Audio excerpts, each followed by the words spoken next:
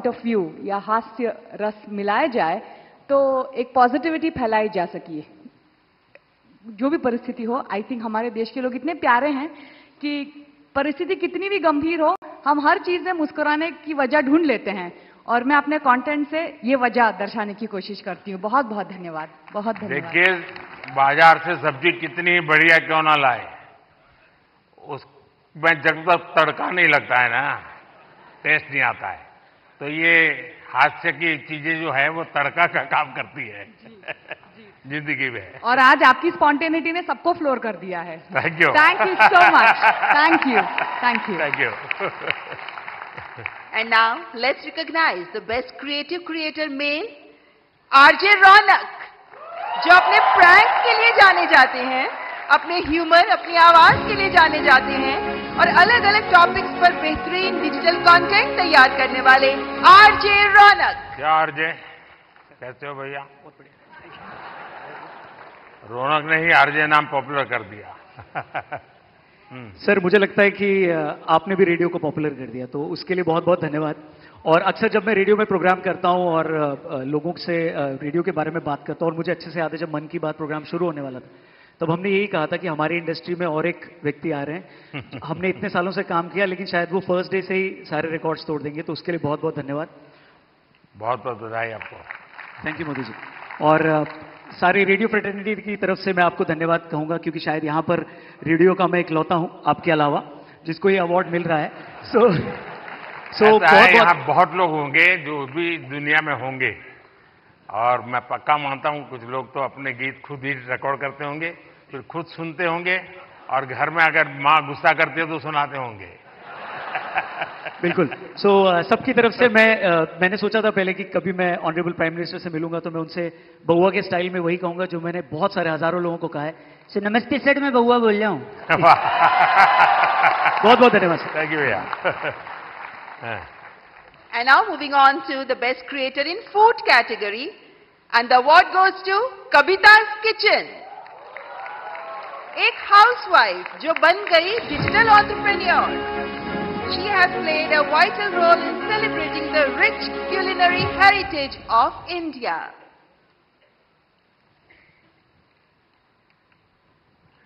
कविता जी, बहुत बहुत बधाई आपको। धन्यवाद सर। वो जो मल्हार है ना, उनको खाना बनाना सिखाओ। हाँ, उसको कुछ सिखाइए।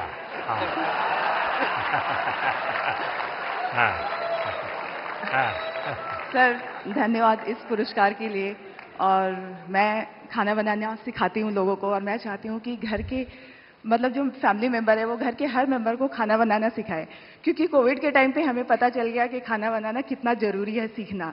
तो पढ़ाई के साथ साथ इसको भी हम अपनी लाइफ स्किल में ऐड करें तो ज़्यादा अच्छा होगा। और साथ में मैं चाहती हूँ कि जैसे स्कूल वगैरह में हम बच्चों को बाकी चीज़ें पढ़ाते हैं, तो उसके साथ अगर हम एग्रीकल्चर भी सिखाएं तो बच्चों को ये पता चलेगा कि एक अनाज उगाने में कितना मेहनत होता है। तो शायद उसकी वजह से फूड वेस्टेज कम होगा, और खाना बनाने में कितनी मेहनत होती है तो उसकी वजह से भी वेस्टेज को हम रोक सकते हैं। तो ये मेरी सोच है, मैं चाहती हूँ कि ऐसा अगर हो तो फ्यूचर में अच्छा होगा। अच्छा हुआ आप इस काम को किया, और आपके कारण लोग जानेंगे, कि वरना हमारे गुजरात के लोगों का एक स्वभाव रहा है, वो सैटरडे शाम को कहीं के रेस्टोरेंट ढूंढते रहते हैं, फास्ट फूड। और फिर वहाँ मैक्सिकन कहाँ मिलेगा, पिछले सप्ताह मैक्सिकन लिया, इस बार इटालियन कहाँ मिलेगा। और अगर वो कुल्लू मनाली जाएंगे तो यार गुजराती डिश कहाँ मिलेगा।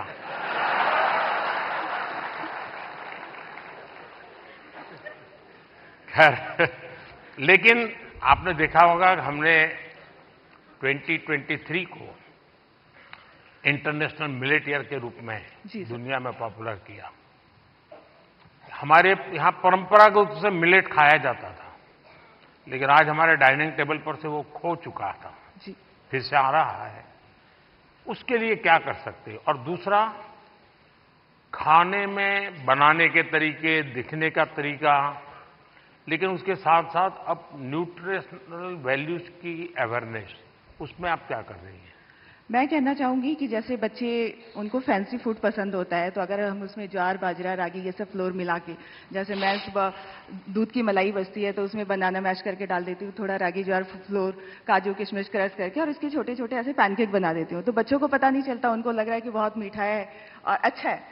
तो बच्चों के स्वाद के हिसाब से हमें खाने में थोड़े चेंजेस करने पड़ेंगे। और ये जो मिलेट है वो हम अपनी लाइफ में आजकल डाइटिशियन, डॉक्टर सब बोलते हैं कि मिलेट्स खाना हमारे लिए अच्छा है, और हम वापस उसी जनरेशन में जा रहे हैं जहां से हम शुरू किए थे। मैं अभी यूएस में मुझे निमंत्रित किया गया था, तो व्हाइट हाउस में बहुत बड़ा डिनर था, सबके लिए वेजिटेरियन था, और सरप्राइजिंगली 80% डिश मिलेट्स की थी व्हाइट हाउस में। तो मिलेट हम सबको अपने फूड में इंक्लूड करना चाहिए। और नहीं, आपकी बात सही है कि बच्चों को उसमें रुचि बननी चाहिए। मैं याद है, खैर मैं बच्चा नहीं था तब, मैं ताइवान गया था बहुत साल पहले, तब तक मैं मुख्यमंत्री भी नहीं था, और मेरा कोई 10 दिन का वहाँ कार्यक्रम, वहाँ की सरकार ने मुझे बुलाया था।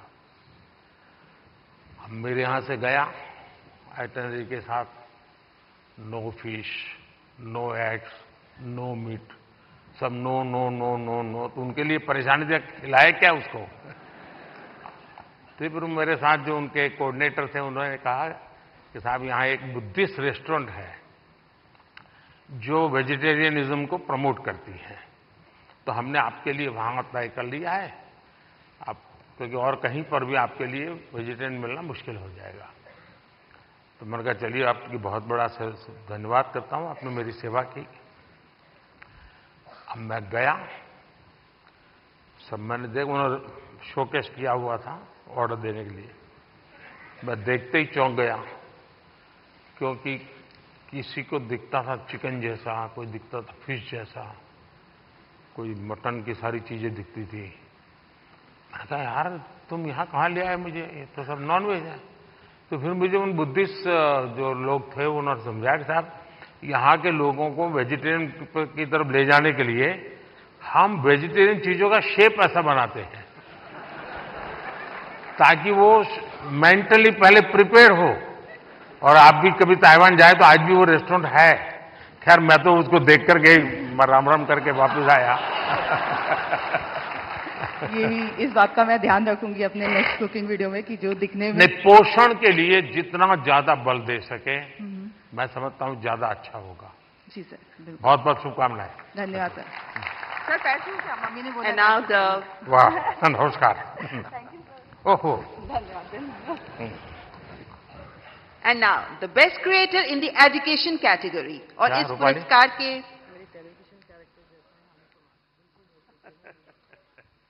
पुरस्कार के विजेता हैं टेक प्लस गैजेट्स के लिए जाने जाने वाले नमन देशमुख।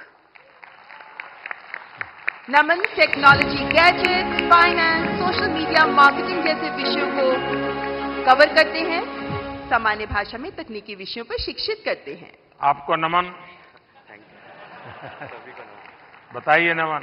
पहली बात तो प्रधानमंत्री जी थैंक यू सो मच इस पुरस्कार के लिए। मैं एक्चुअली टेक रिलेटेड या फिर जो भी अवेयरनेस होती है उस रिलेटेड वीडियोस बनाता हूं, लोगों को अवेयर करता हूं। जिस तरीके से इंडिया में टेक्नोलॉजी या फिर बाकी की चीज़ें बढ़ रही हैं, उस तरीके से बहुत सारे स्कैम्स भी बढ़ते जा रहे हैं, जहां पे कई सारे ऐसे भी लोग हैं जो शायद अपना बैंक अकाउंट तक खाली करवा देते हैं कुछ स्कैम्स के कारण। तो उस टाइप की वीडियोस रहती है मेरी। प्लस इतनी सारी गवर्नमेंट की स्कीम्स होती हैं जो लोगों तक नहीं पहुंच पाती है, तो उसकी अवेयरनेस वगैरह पे हम लोग जो है वीडियो बनाते हैं।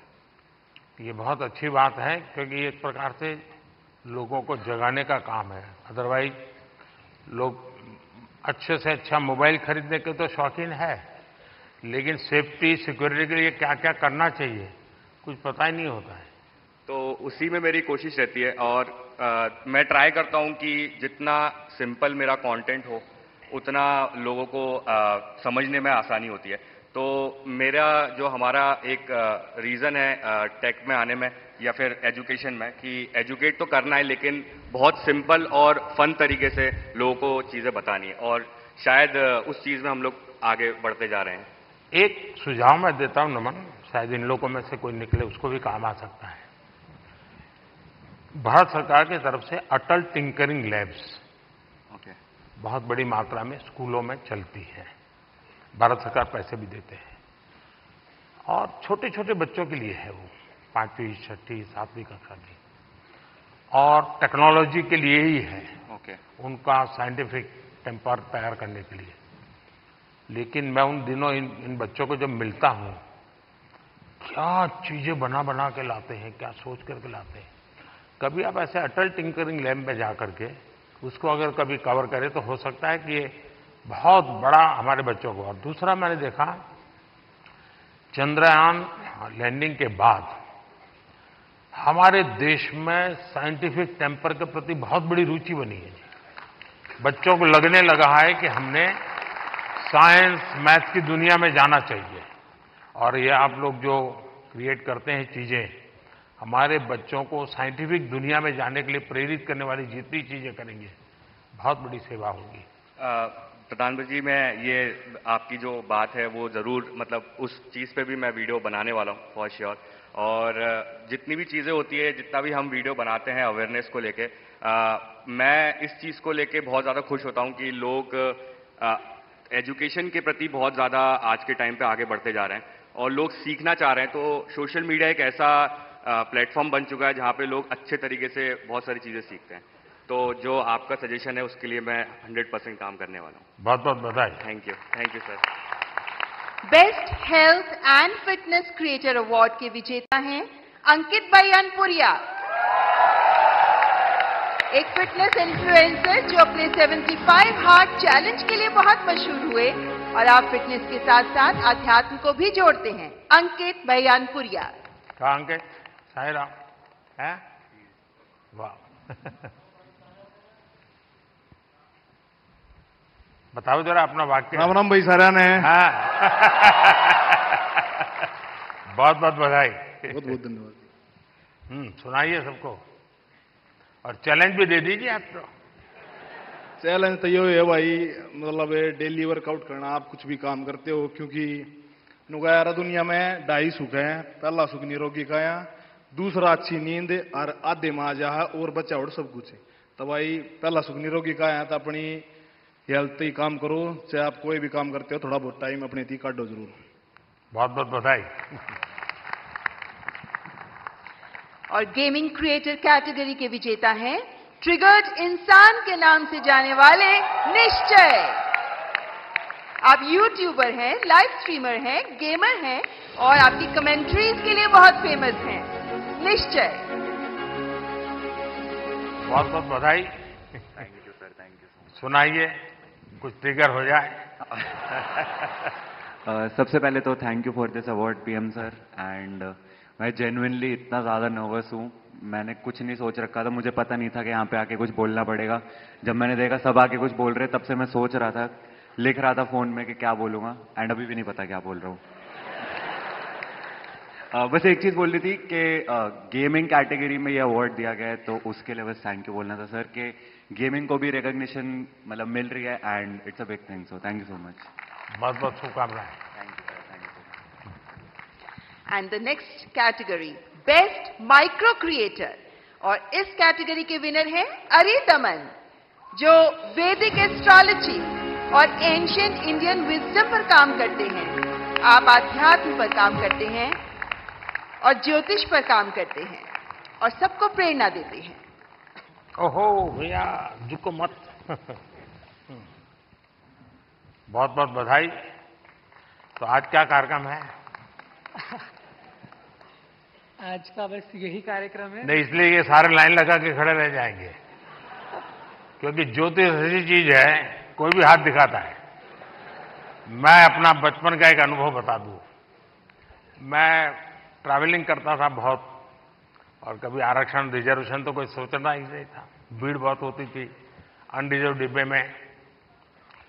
तो मैं क्या करता था, देखता था कि हाँ थोड़ा मौका है, तो मैं किसी का हाथ पकड़ के शुरू करता देखना। तुरंत लोग मेरे लिए सीट की व्यवस्था करते थे।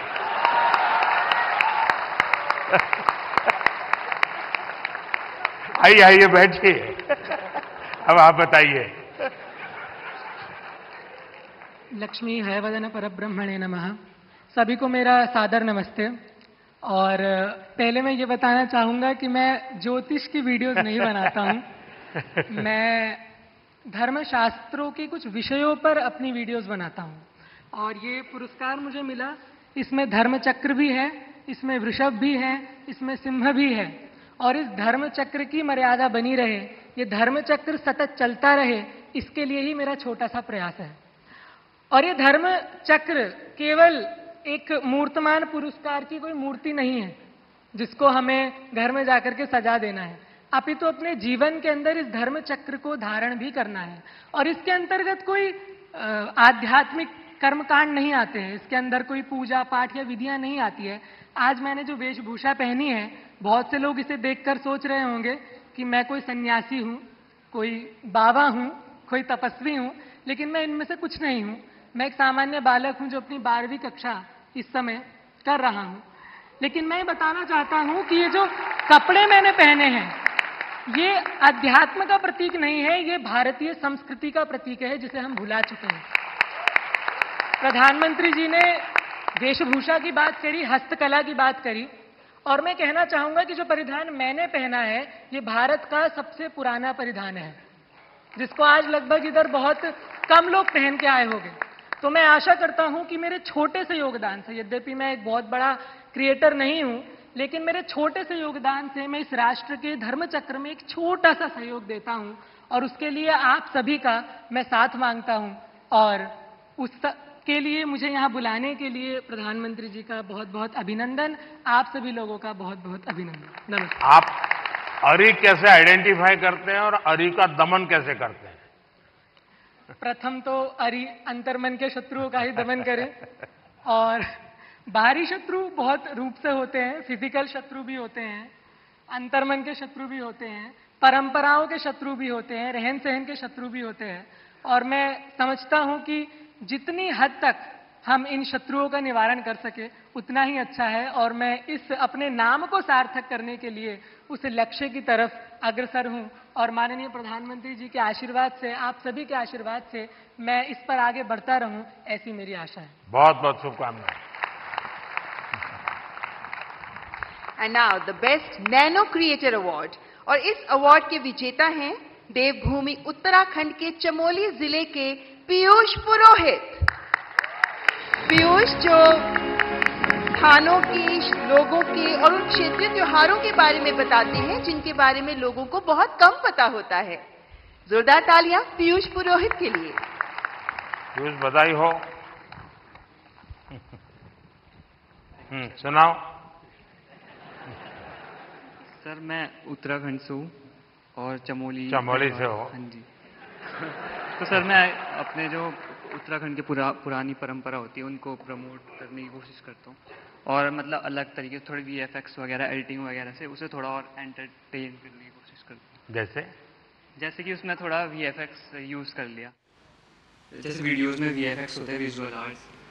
मैंने मन की बात में एक बार लोगों को अपील किया था किसी और राज्य के गीत को गाइए, और चमोली का जो गीत है एक, वो केरल की बच्चियों ने स्कूल में गाया था, बहुत पॉपुलर हो गया था। शायद आपने वायरल देखा होगा उसको। चमोली का वो गीत बड़ा फेमस है, लोगों के स्वागत के लिए गाया जाता है। बहुत बहुत बधाई हो आपको। हाँ, कहिए। कोई बात नहीं, सब फर्स्ट टाइम वाले ही हैं।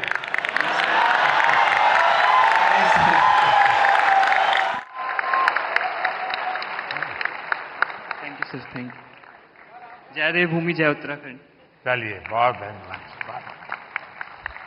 और नेशनल क्रिएटर्स अवार्ड्स की आखिरी श्रेणी, बेस्ट सेलिब्रिटी क्रिएटर अवार्ड, और ये अवार्ड दिया जा रहा है अमन गुप्ता को।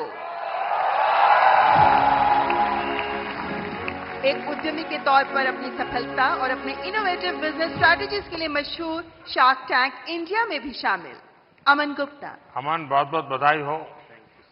सर, आप तो अब सक्सेसफुल है अपने जीवन में भी और दुनिया को भी दिखा रहे हो, जरा बताइए। तो सर, 16 में जब startup India stand up India आया था, हमने अपनी कंपनी स्टार्ट करी थी सर। बोट तो जब हमने स्टार्ट करी थी तो लोग बोलते थे कि ये क्या कर लेंगे, ऐसा छोटा सा ब्रांड है, कुछ नहीं कर पाएंगे। और आज सर 2024 7 साल बाद sir we are world's second largest sir, विश्व second largest audio brand sir. 2021 में सर कोविड आया सर, हमारा सारा सामान इंडिया के बाहर बनता था सर। 2021 में आपने मेक इन इंडिया स्टार्ट किया सर, यहाँ पहन के घूमते हैं सर प्राउडली हम। और सर आज की time sir 70% of our products are now made in India sir. तो सर अभी अगला हमारा बस यही विजन है सर कि इंडिया से कोई ब्रांड, अच्छा ब्रांड इंडिया से बाहर जाए। और जैसे यहाँ पे जब कोई फिरंगी प्रोडक्ट आता है और लाइन लगती है, हम चाहते हैं फिरंगी भी हमारा प्रोडक्ट लाइन लगा के खरीदे सर। बहुत बहुत बधाई। बहुत बहुत बधाई। Thank you sir. Thank you. बहुत बहुत आभार माननीय प्रधानमंत्री जी, ये पुरस्कार प्रदान करने के लिए आपका बहुत बहुत शुक्रिया। मैं दोनों जजेज और भी 2 लोग थे, लेकिन शायद वो बाहर है। मैं जजेज का बहुत धन्यवाद करता हूँ, इतने शानदार लोगों को परिचय करवा दिया आपने। बहुत बहुत बधाई आपको। रूपाली गांगुली जी और प्रसून जोशी जी, आपसे अनुरोध कृपया आप अपना स्थान ग्रहण करें। आपका बहुत बहुत आभार। ओह बाबा, पैर नहीं बाबा। माननीय प्रधानमंत्री जी के प्रेरणादायक शब्द हमें लगातार हमारा मार्गदर्शन करते रहे हैं। और आज के इस अवसर पर हमने माननीय प्रधानमंत्री जी के बहुत से शब्दों को सुना, लेकिन माननीय प्रधानमंत्री जी को सुनने के लिए हम सभी अत्यंत उल्लासित रहते हैं, उत्साहित रहते हैं। और इसीलिए अब मैं पुनः माननीय प्रधानमंत्री जी से सविनय निवेदन करती हूं, माननीय प्रधानमंत्री जी कृपया अपने शब्दों द्वारा हमारा मार्गदर्शन करें।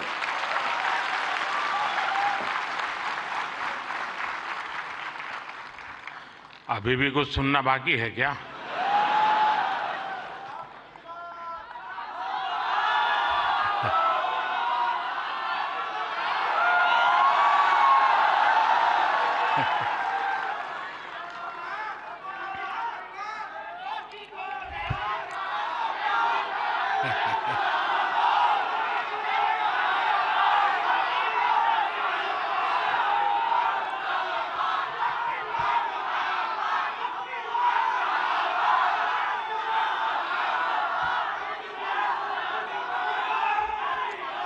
कैसे हैं आप सब लोग? थोड़ी सी वाइब भी तो चेक हो जाए।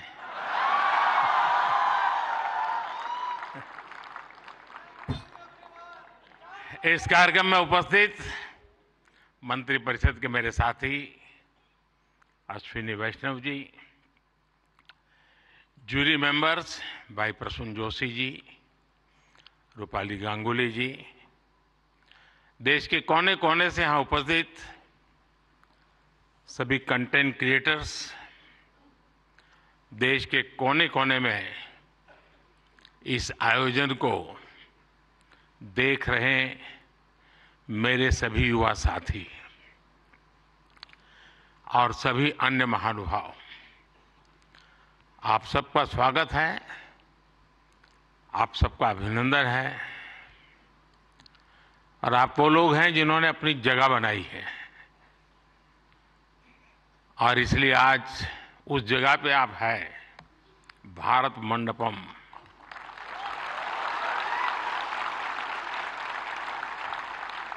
और बाहर सिंबल भी क्रिएटिविटी से जुड़ा हुआ है आते ही।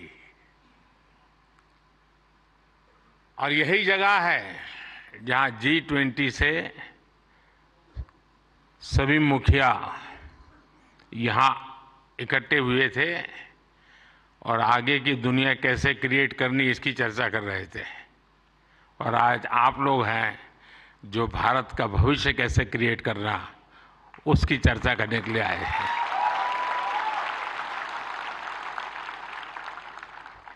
साथियों, जब समय बदलता है, टाइम चेंज होता है, जब नए युग की शुरुआत होती है तो उसके साथ कदम से कदम मिलाना ये देश का दायित्व होता है। आज भारत मंडपम में देश अपने उस दायित्व को पूरा कर रहा है। पहले नेशनल क्रिएटर अवार्ड्स यानी पहला है, ये आयोजन नए दौर को समय से पहले पहचान देने का आयोजन है।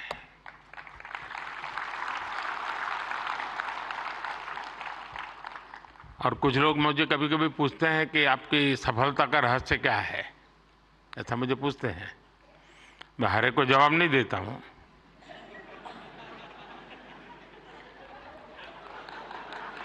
कोई रेस्टोरेंट वाला अपना किचन दिखाता है क्या?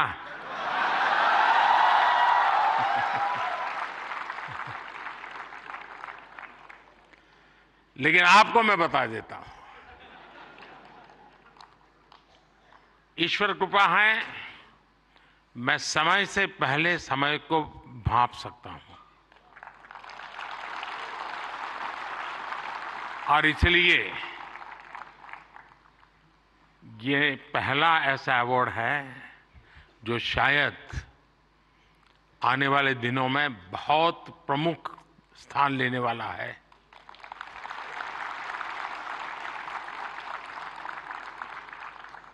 ये इस नए युग को एनर्जाइज कर रहे आप सब युवाओं को सम्मान देना, क्रिएटिविटी को सम्मान देना और समाज की रोजमर्रा की जिंदगी के प्रति जो संवेदनशीलता है उसको सम्मान करने का अवसर है। भविष्य में ये अवार्ड कंटेंट क्रिएटर्स के लिए बहुत बड़ा मोटिवेशन बनेगा। उनके काम को एक बहुत बड़ी पहचान मिलने वाली है। आज जिन्हें नेशनल क्रिएटर्स अवार्ड मिले हैं, मैं उन विजेताओं को तो बधाई देता ही देता हूं, पर जिन्होंने इसमें बढ़ चढ़ करके हिस्सा लिया, क्योंकि बहुत कम समय मिला था, हम ज्यादा इस चीज को पॉपुलर भी नहीं कर पाए थे और मैं नहीं चाहता था कि मैं इसमें और समय गंवाऊं, लेकिन जल्दी जल्दी में भी, इतने कम समय में भी 1.5-2 लाख क्रिएटिव माइंड्स इसके साथ जुड़ जाए, ये मेरे देश की भी एक पहचान बना देता है जी।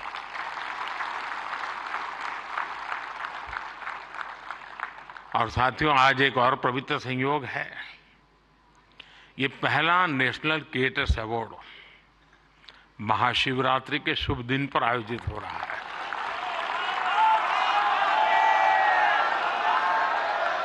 और मेरे काशी में तो शिव जी के बिना कुछ नहीं चलता है।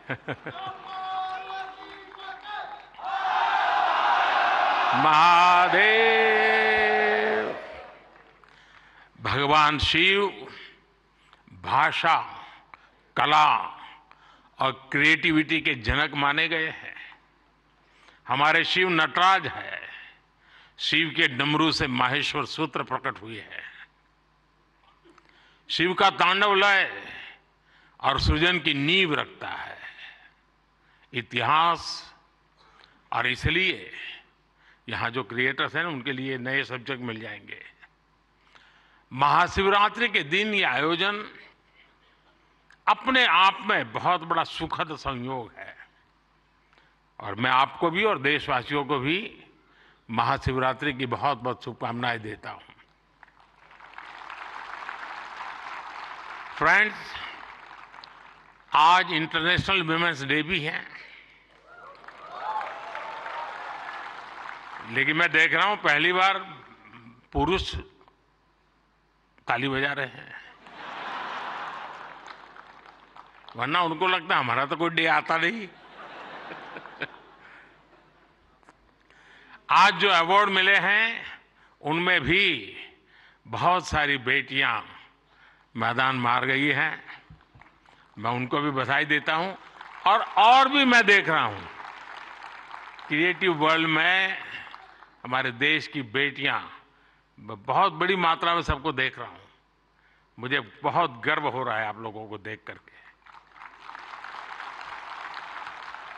मैं देश की सभी महिलाओं को, बहनों को, बेटियों को इंटरनेशनल विमेंस डे की बहुत बहुत बधाई देता हूं। और आज ही मैं अभी, आप तो यहां बैठे हैं, मैं गैस सिलेंडर का 100 रुपया कम करके आया हूं।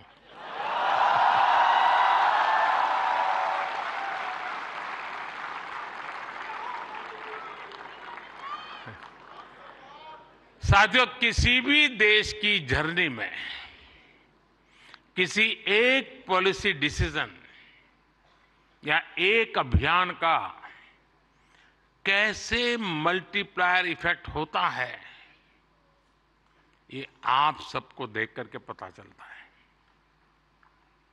10 साल में हुए डेटा रिवॉल्यूशन से लेकर सस्ते मोबाइल फोन्स, डिजिटल अभियान, इंडिया अभियान ने एक प्रकार से कंटेंट क्रिएटर्स की एक नई दुनिया क्रिएट कर दी है।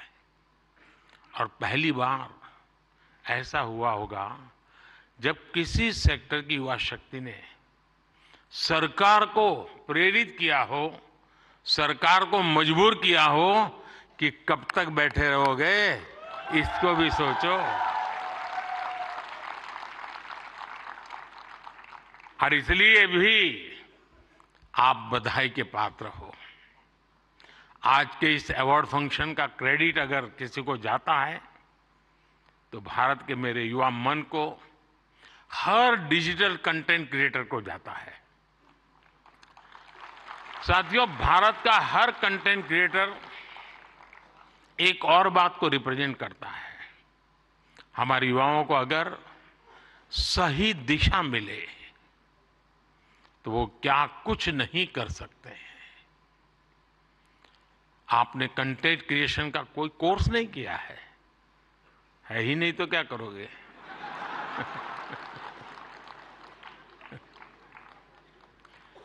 पढ़ाई के टाइम करियर सेलेक्ट करते हुए ये सोचा भी नहीं होगा कि हम कंटेंट क्रिएटर जैसा कुछ बनेंगे, लेकिन अपने भविष्य को पहचाना, फ्यूचर को देखा और ज्यादातर लोगों ने वन मैन आर्मी की तरह काम शुरू कर दिया। अब ये श्रद्धा को देखिए, खुद अपना मोबाइल लेकर के बैठ जाती है। अपने प्रोजेक्ट में आप ही राइटर, आप ही डायरेक्टर, आप ही प्रोड्यूसर, आप ही एडिटर, यानी आपको ही सब कुछ करना होता है। यानी एक प्रकार से इतनी टैलेंट एक जगह पे जमा हो जाए और फिर वो जब प्रकट हो तो उसका सामर्थ्य कितना हो सकता है, अंदाज लगा सकते हैं। आपने आइडियाज गढ़े, इनोवेशन किए और उन्हें स्क्रीन पर जीवंत बनाया। आपने दुनिया को न केवल अपनी क्षमता से परिचित करवाया, बल्कि लोगों को दुनिया भी दिखाई। आपने जो हिम्मत दिखाई, उसी के कारण आज आप सब यहां पहुंचे हैं और देश बड़ी आशा के साथ आपको देख रहा है। आपका कंटेंट आज पूरे भारत में जबरदस्त इंपैक्ट क्रिएट कर रहा है। आप एक तरह से इंटरनेट के एमवीपी,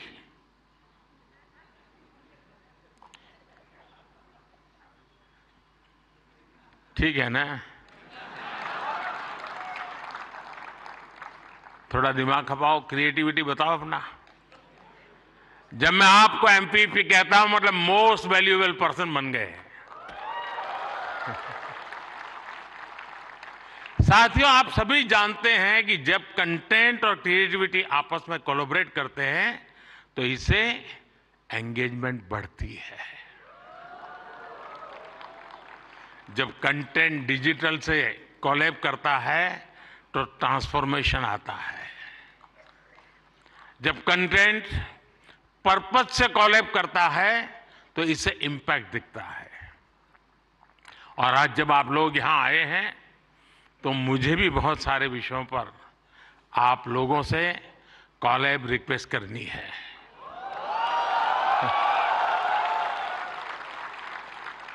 साथियों, एक जमाने में हम छोटी से छोटी दुकानों पर लिखा देखते थे कि यहां बहुत टेस्टी फूड मिलता है, ऐसा देखते थे ना। कोई भी कहे वहां क्यों खाना, तो बोले टेस्टी फूड है। लेकिन आज हम देखते हैं कि दुकान वाले लिखते हैं कि यहां हेल्दी फूड मिलता है। अब टेस्टी नहीं लिखता है, हेल्दी फूड मिलता है। क्यों बदलाव आया? तो ये एक बदलाव समाज में भी आ रहा है। इसलिए कंटेंट ऐसा होना चाहिए जो लोगों में कृतज्ञ भाव जगाए, देश के प्रति आपके जो कर्तव्य हैं उनके लोगों को प्रेरित करें। और आपके कंटेंट का यही डायरेक्ट मैसेज हो ये जरूरी नहीं है। आप कंटेंट क्रिएट करते हुए इसका ध्यान रखेंगे तो इनडायरेक्टली भी उसमें जरूर झलकेगा। आपको ध्यान होगा, लाल किले से मैंने बेटियों के अपमान का विषय उठाया था। एक बार मैंने ये भी कहा था कि आप बेटी शाम को घर आती है तो पूछते हैं क्यों देर से आई, कहां गई थी, क्यों जल्दी घर नहीं आई। मैंने लाल किले से पूछा था कि मुझे कोई तो माँ बाप बताओ जो अपने बेटे को पूछते हो कि तुम देर से क्यों आ रहे हो, कहां गए थे। बेटी को सब पूछते हैं, बेटे को कोई नहीं पूछता है। मैं कंटेंट क्रिएटर से कहता हूं इस बात को आगे कैसे बढ़ाएं, एक माहौल कैसे बनाएं। समान जिम्मेवारी होनी चाहिए। बेटी देर से आए तो भूकंप हो जाए और बेटा देर से आए, बेटा खाना तो खाया था ना, क्यों भाई। कहने का मेरा मतलब है साथियों कि हमने समाज के साथ जुड़ना है और इस भावना को घर घर पहुंचाने में आप जैसे साथी बहुत अच्छे ढंग से इसको कर सकते हैं। देखिए, आज महिला दिवस पर आप इस संकल्प को फिर दोहरा सकते हैं। हमारे देश की नारी शक्ति का सामर्थ्य कितना ज्यादा है वो भी आपके कंटेंट का हिस्सा, प्रमुख हिस्सा हो सकता है। मैं जरूर दावे से कहता हूं जी, आप में से कोई थोड़ा क्रिएटिव माइंड के साथ सुबह से रात तक मां क्या करती है उसी को थोड़ा रिकॉर्ड करके उसको एडिट करके रखें। देखने वाले उस परिवार के बच्चे चौंक जाएंगे, अच्छा मां इतना काम करती है। एक साथ करती हैं, यानी आपके पास एक ताकत है, आप इसको ऐसे प्रस्तुत कर सकते हैं। उसी प्रकार से जैसे गांव की जो जिंदगी है, आपने देखा होगा इकोनॉमिक एक्टिविटी में गांव की महिलाएं बहुत बड़ी मात्रा में जुड़ी हुई थी। ये वेस्टर्न लोगों की जो सोच है ना कि भारत में वर्किंग वुमेन नहीं है, अरे भाई वर्किंग वुमेन छोड़, भारत में महिला है तभी तो संसार चल पा रहा है जी।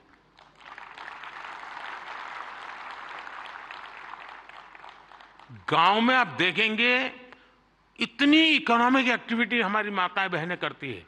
अगर ट्राइबल बेल्ट में जाएंगे, पहाड़ों में जाएंगे तो आपको मैक्सिमम इकोनॉमिक एक्टिविटी हमारी माताएं बहनें करती हैं जी। और इसलिए हमारी क्रिएटिविटी के द्वारा हम ये जो गलत परसेप्शन बने हैं ना, बड़े आसानी से बदल सकते हैं, हकीकतों के आधार पर बदल सकते हैं। और मैं मानता हूं हम इसको करना चाहिए।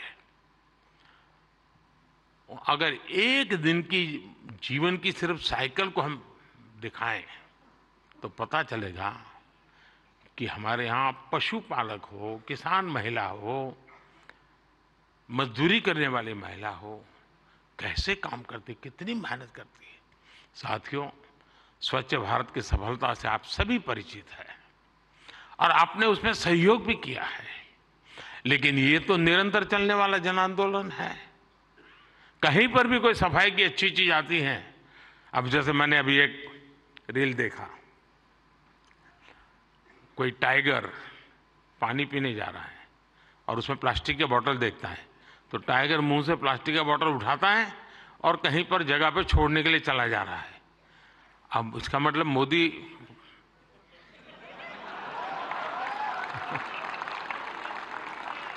किस किस से बात पहुंचाता है, समझ गए ना?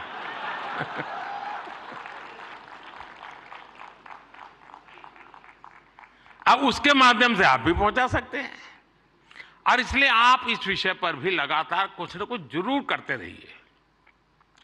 एक अहम विषय भी मैं आपसे स्पर्श करना चाहता हूं दोस्तों।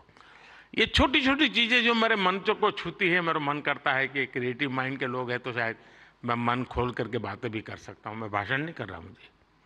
जैसे मेंटल हेल्थ, ये बहुत ही छूने वाला विषय है। और वैसे तो डिजिटल प्लेटफॉर्म पर काफी कंटेंट हंसी मजाक से जुड़ा होता है, लेकिन कई अन्य गंभीर विषय भी होते हैं। मैं देखता हूं मेंटल हेल्थ को लेकर, बहुत बधाई हो आपको, बहुत बधाई हो, बहुत बधाई हो, बहुत बधाई हो। मैं नहीं कह रहा हूं नहीं बनाते हैं, मैंने बोला ही नहीं है जी, मैं ऐसी गलती नहीं कर सकता हूं। मुझे मेरे देश के टैलेंट पे भरोसा है, मुझे मेरे देश के लोगों की संवेदनशीलता मुझसे जरा भी कम नहीं है।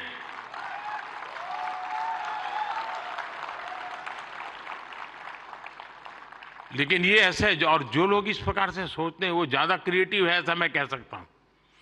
क्योंकि मेंटल हेल्थ को लेकर काफी क्रिएटर्स बहुत अच्छा काम कर भी रहे हैं, लेकिन अभी हमें इस पर और ज्यादा काम करने की जरूरत है। और हो सके तो लोकल लैंग्वेज, गांव के अंदर एक परिवार में अगर ऐसा बच्चा है, उनके लिए क्या हो सकता है। बड़े शहर में 5 स्टार दुनिया में तो होगा, क्योंकि उनकी जिंदगी में ये बहुत जरूरी है जी। उसी प्रकार से एक बहुत बड़ा महत्वपूर्ण विषय है बच्चों में स्ट्रेस का।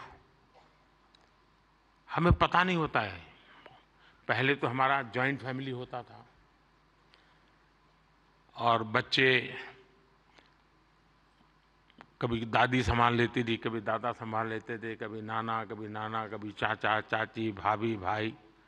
अब माइक्रो फैमिली है, दोनों लोग चले गए हैं, आया के पास बैठा है, पता नहीं उसको स्ट्रेस का क्या स्थिति है, कुछ पता नहीं है।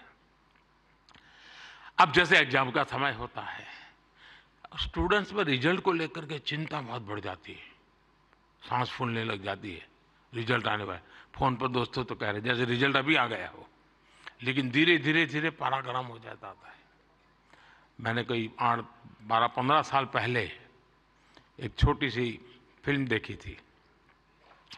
उस जमाने में तो उतना वीडियो कोई पॉपुलर नहीं था, लेकिन मेरी ये रुचि है जानना, समझना, सीखना।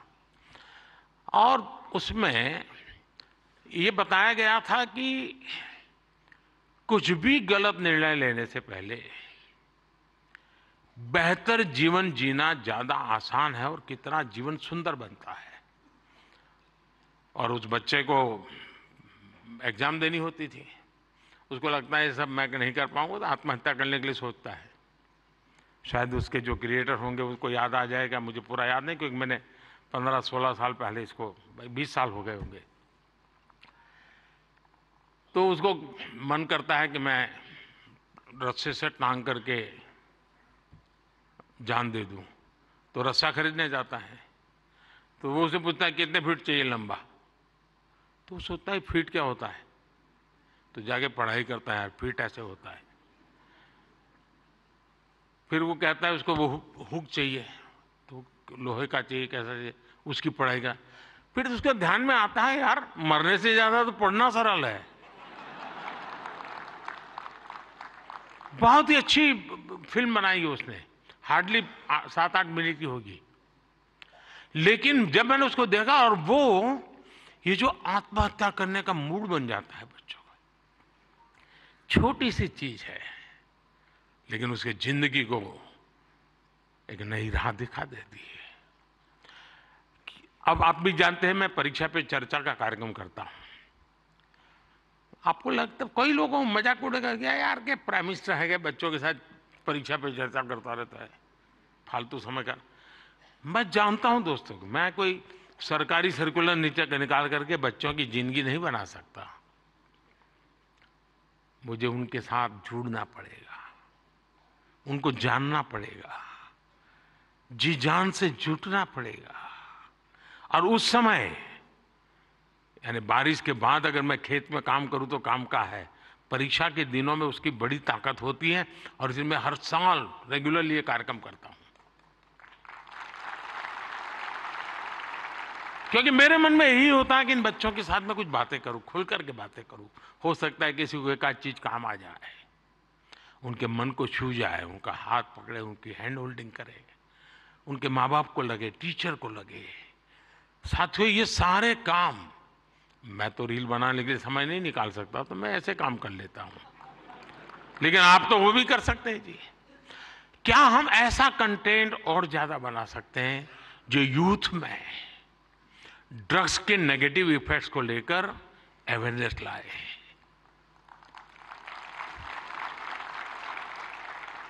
हम बिल्कुल दावे से क्रिएटिव वे में समझा सकते हैं कि drugs is not a cool for youth. वरना क्या है यार, कूल हॉस्टल में बैठे हैं, कूल। साथियों, इसमें बहुत बड़ा, और आप लोग हैं बड़े, क्योंकि आप उनके साथ जुड़ सकते हैं, उनकी भाषा में बात कर सकते हैं। साथियों, अगले कुछ दिनों में लोकसभा के चुनाव होने जा रहे हैं। आप ये मत सोचिए कि आज का ये इवेंट इसके लिए है।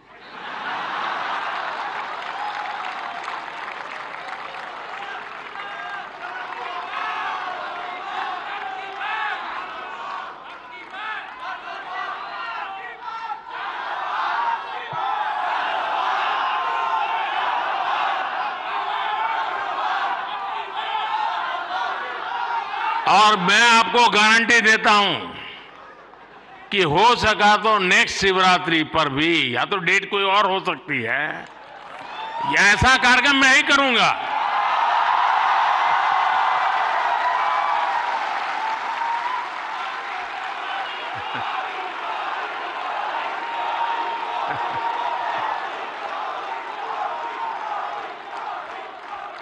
लेकिन मैं लोकसभा चुनाव का विषय उस अर्थ में नहीं लाया हूं, क्योंकि मुझे भरोसा है मुझसे ज्यादा मेरे लिए आप मरते हैं।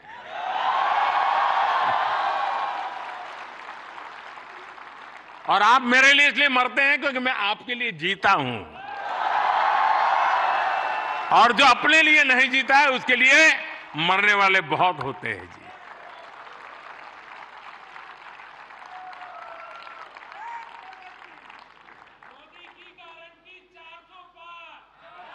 वो मोदी की गारंटी नहीं है, 140 करोड़ देशवासियों की गारंटी है।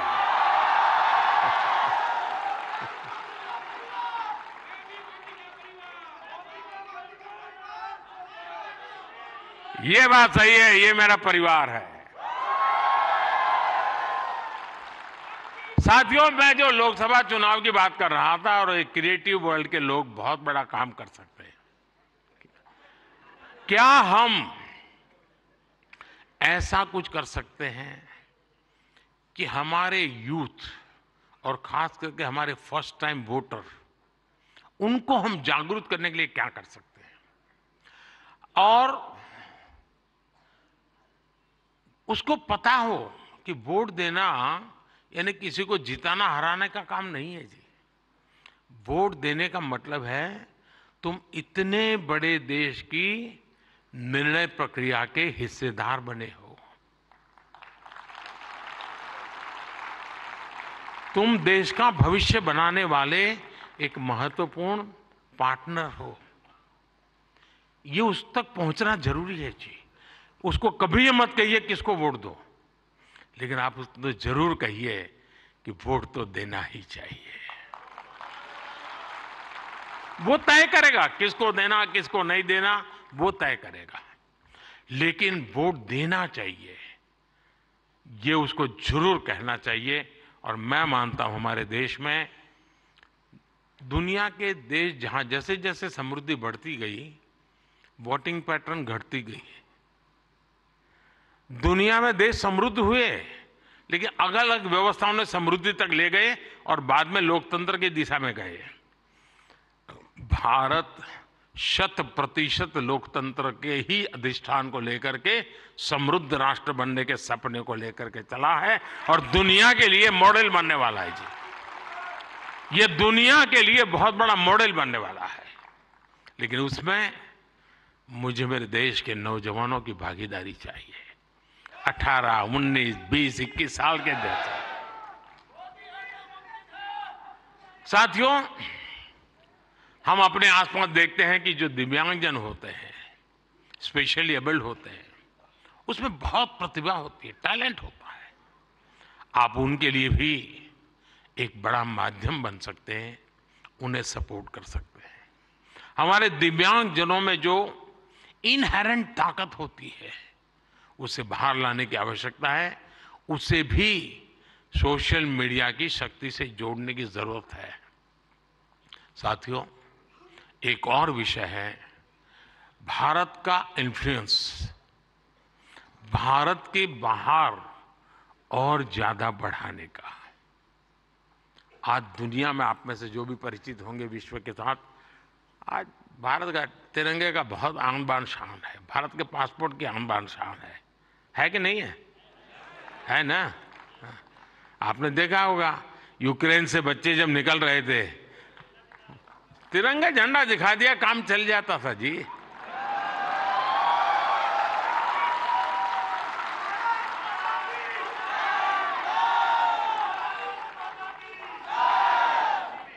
ये सामर्थ्य ऐसे ही नहीं आया है दोस्तों, ये सामर्थ्य ऐसा ही नहीं आया है। इसके पीछे एक मिशन बोर्ड में तपस्या की गई है। दुनिया में आज वातावरण बदला है, लेकिन उसको और अधिक, आज भी दुनिया में कुछ परसेप्शन ऐसे ही है हमारे लिए, हम उसको बदल सकते हैं क्या? और मैं मानता हूं, मुझे याद है मैं एक बार किसी एक देश में गया था, तो एक इंटरप्रेटर मेरे साथ था। तो परिचय वो कंप्यूटर इंजीनियर था, उस सरकार में काम करता था। तो मेरी मदद की उसने, 3-4 दिन मेरे साथ था वो, तो परिचय हो गया। तो आखिर में उसने कहा, साहब आपको बुरा न लगे तो एक सवाल पूछना चाहता हूँ। मैंने कहा क्या? नहीं साहब, आपको बुरा नहीं लगेगा ना? मैं कहा नहीं दोस्त, 3-4 दिन से आप देख रहे हो, बुरा लगने का सवाल नहीं, आप जरूर पूछिए। नहीं रहने दो साहब, नहीं पूछता हूँ। नहीं, मैंने कहा पूछो यार। उसने कहा साहब, क्या अभी भी आपके देश में सांप, सपेरे, जादू टोना यही होता है क्या? ये मुझे पूछा गया सवाल था जी। मैंने कहा देख दोस्त, हमारे लोग तो उस जमाने में तो बड़े ताकतवर थे, तो सांप बाप उनके लिए बड़ा बायात का खेल था। अब मैंने कहा हमारी ताकत बहुत कम हो गई है, और धीरे धीरे करके मैंने कहा वो माउस पे आ गए हैं। लेकिन मैंने कहा वो माउस से पूरी दुनिया को हिलाते हैं। साथियों, मेरे देश का ये जो सामर्थ्य है ना, इस सामर्थ्य को हम आज अगर विदेश में बैठे किसी शख्स को, मैं समझता हूं हमारे सामर्थ्य से आकर्षित करें, उनको लाने की दिशा में हमारा काम हो, हम अपने कंटेंट को ऐसा क्रिएट कर सकते हैं। आप पूरी दुनिया में भारत के डिजिटल एम्बेसडर्स हैं दोस्तों, और मैं मानता हूं ये बहुत बड़ी ताकत है। आप फ्रिक्शन ऑफ सेकंड दुनिया में पहुंच सकते हैं। आप वोकल फॉर लोकल के ब्रांड एम्बेसडर्स हैं। मैं कल श्रीनगर में गया था, तो एक नौजवान से मेरी बातचीत हो रही थी। मैं हैरान हूं, जो वो सिर्फ शहद का काम करता है, मधुमक्खी पालन का काम करता है, और आज ग्लोबली उसने अपनी एक ब्रांड पहुंचा दी है जी, जस्ट डिजिटल वर्ल्ड के माध्यम से। और इसलिए साथियों, आइए हम एक साथ मिलकर एक क्रिएट ऑन इंडिया मूवमेंट, मैं बहुत जिम्मेवारी के साथ आप लोगों से अपेक्षा कर रहा हूं, क्रिएट ऑन इंडिया मूवमेंट की शुरुआत करें।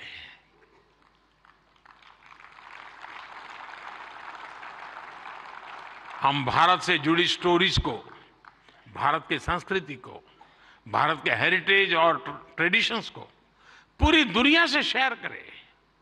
हम भारत की अपनी स्टोरी सबको सुनाएं। Let us create on India and create for the world. आप ऐसा कंटेंट क्रिएट करिए जो आपके साथी, आपके देश, हम सबका देश, भारत को भी ज्यादा से ज्यादा लाइक्स दे। और इसके लिए हमें ग्लोबल ऑडियंस को भी एंगेज करना होगा। दुनिया की यूनिवर्सिटीज के साथ, दुनिया के नौजवानों के साथ जुड़ना होगा। आज पूरी दुनिया में लोग भारत के बारे में जानना चाहते हैं। आप में से कई लोग विदेशी भाषा को जानते हैं, नहीं जानते होंगे तो आज तो एआई की मदद से काम हो सकता है। कुछ लोग सीख भी सकते हैं। आप ज्यादा से ज्यादा यूएन लैंग्वेज में, जर्मन, फ्रेंच, स्पेनिश जैसे लैंग्वेजेस में कंटेंट बनाएंगे तो आपकी और भारत की भी रीच बढ़ेगी। हमारे अड़ोस पड़ोस के देश हैं, उनकी भाषाओं में हम कुछ करें, हमारी एक अलग पहचान बनेगी। और आपने देखा होगा पिछले दिनों बड़ा महत्वपूर्ण डिसीजन हमने लिया है। मैं भी कुछ दिन पहले बिल गेट्स के साथ गप्पे मार रहा था, तो ऐसे ही एआई वगैरह सारे विषयों पे बहुत चर्चा निकली। कभी उसके विषय में जरूर आपको पता चलेगा। लेकिन हमने अभी कल ही एक डिसीजन लिया है। हम एआई मिशन को, और मैं मानता हूं दुनिया देख रही है कि भारत एआई में क्या काम करेगा, क्योंकि भारत लीड करेगा, मान के चलिए दोस्तों, क्योंकि मैं आपके भरोसे बोल रहा हूं। उसी प्रकार से आपने देखा होगा सेमीकंडक्टर, जिस प्रकार से भारत सेमीकंडक्टर की दुनिया में आगे बढ़ रहा है, और मैं बताता हूं कि हम 2G, 4G वगैरह में बहुत पीछे रह गए, 5G में हमने लीड कर लिया। वैसा ही हम बहुत तेजी से सेमीकंडक्टर की दुनिया में, हम दुनिया में अपनी जगह बना लेंगे दोस्तों, और देखते ही देखते हम छा जाएंगे।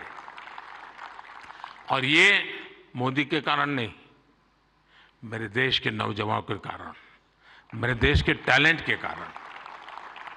इतना सामर्थ्य है। मोदी तो सिर्फ अवसर देता है, रास्ते से कांटे हटा देता है, ताकि मेरा देश का नौजवान तेज गति से आगे बढ़ चले।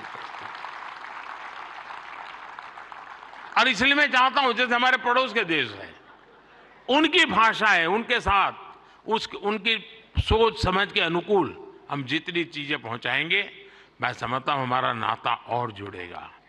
हमें अपना विस्तार करना है, अपना प्रभाव पैदा करना है दोस्तों, और ये क्रिएटिव वर्ल्ड बहुत अच्छी तरह कर सकता है।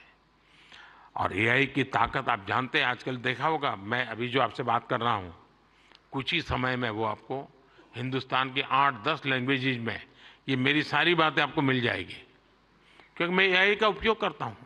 आपके साथ अगर यहां आते जाते मेरा फोटो निकल गया, तो आप एआई के माध्यम से वो फोटो अपनी कलेक्ट कर सकते हैं।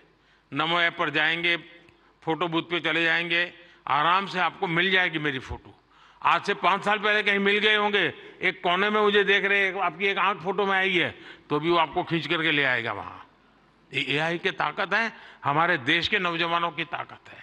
और इसलिए मैं कहता हूं सबको कि भारत के पास ये सामर्थ्य है, हम इस सामर्थ्य को लेकर के आगे जाना चाहते हैं, और नेशनल इंटरनेशनल लेवल पर भारत की एक छवि नई ऊंचाई पर ले जाने का काम हम अपनी इस क्रिएटिविटी से कर सकते हैं। एक फूड क्रिएटर किसी को मुंबई के बड़ा पाव की मशहूर दुकान तक पहुंचा सकता है। एक फैशन डिजाइनर दुनिया भर को ये बता सकता है कि भारत के कलाकारों की खूबी क्या होती है। एक टेक क्रिएटर पूरी दुनिया को बता सकता है कि मेक इन इंडिया से हम क्या बना रहे हैं और भारत में इनोवेशन कैसे बढ़ रहा है। एक गांव में बैठा ट्रैवल ब्लॉगर भी विदेश में बैठे किसी व्यक्ति को अपने वीडियो से हिंदुस्तान की यात्रा के लिए मोटिवेट कर सकता है। हमारे भारत में तो इतने अलग अलग तरह के मेले होते हैं, हर एक पर्व में अपनी एक स्टोरी होती है और दुनिया उसे जानना चाहती है। जो लोग भारत को जानना चाहते हैं, भारत के कोने कोने को जानना चाहते हैं, उनकी भी आप बहुत मदद कर सकते हैं। साथियों, इन सारे प्रयासों में आपकी स्टाइल, आपका प्रेजेंटेशन, आपका प्रोडक्ट, आपके फैक्ट्स, अगर मैं मानता हूं हकीकतों विषय में कॉम्प्रोमाइज कभी मत कीजिए। आप देखिए, एक यूनिक अंदाज में आप जाएंगे। अब देखिए, आर्टिफैक्ट्स तो बहुत होते हैं, आर्कियोलॉजी वाले ने बहुत चीजें निकाली होती है, लेकिन जो म्यूजियोलॉजी जानता है ना, वो जब उसको बनाता है, रखता है, तो हम उस युग में पहुंच जाते हैं। 300 साल पुरानी चीज देखते हैं तो लगता है कि मैं उस समय जी रहा हूं। क्रिएटिविटी की ये ताकत होती है दोस्तों, और मैं चाहता हूं कि मेरे देश के भीतर वो क्रिएटिविटी है जो मेरे देश का भाग्य बदलने के लिए एक बहुत बड़ा कैटलिक एजेंट बन सकता है। और इसी भावना से मैं आज आप सबको मिला, आप सबको बुलाया। आप बहुत ही कम नोटिस से आए, आपने कुछ करके दिखाया है। जूरी को भी मैं बधाई देता हूं, क्योंकि 1.5-2 लाख लोगों की एक एक बारीकी को पहुंचाना बड़ा कठिन काम है, लेकिन आने वाले दिनों में ये काम और अधिक अच्छे ढंग से, अधिक साइंटिफिक ढंग से हम कर पाएंगे। मैं फिर एक बार आप सबको बहुत बहुत शुभकामनाएं देता हूं। बहुत बहुत धन्यवाद।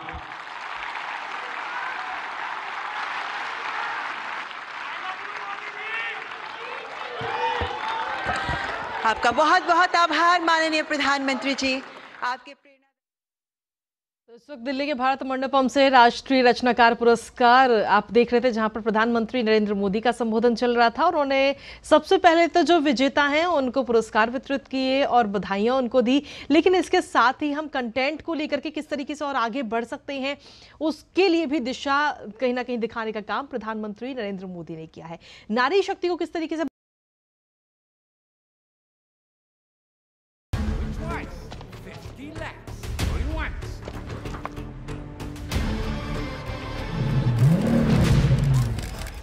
सिग्नेचर जो दूर से नजर आए,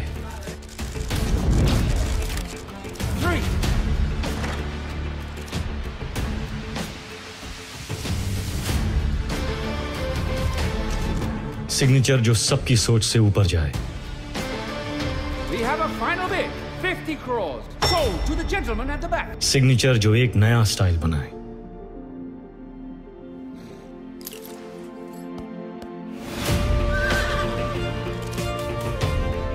My style, my signature, a premium product from Dilbagh। ये कश्मीर का पहला दौरा कर रहे हैं वो जम्मू कश्मीर में धारा 370 हटने के बाद वहाँ के स्थानीय बीजेपी कार्यकर्ताओं में उत्साह। कहा जा रहा है कि बड़ी संख्या में प्रधानमंत्री की रैली में लोग हिस्सा लेने के लिए आए हैं। श्रीनगर के बख्शी स्टेडियम में इस कार्यक्रम को देखते हुए आज सुरक्षा व्यवस्था बहुत ही सख्त है वहाँ पर।